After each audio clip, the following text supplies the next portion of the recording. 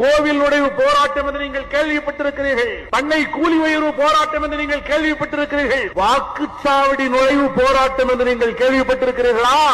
வாக்குச்சாவடி நுழைவு போராட்டம் என்று நீங்கள் கேள்விப்பட்டிருக்கிறீர்களா?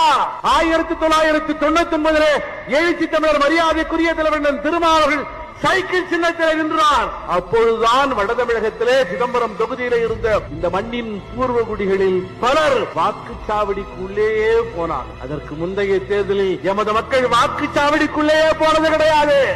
வெளியே நிற்பார்கள். பிரியாணியும் ஒரு சரக்கு பாட்டிலையும் கொடுத்து விட்டு உன்னுடைய ஓட்டையெல்லாம் போட்டாகிவிட்டது, வெளியே போ என்று சொல்வார்கள்.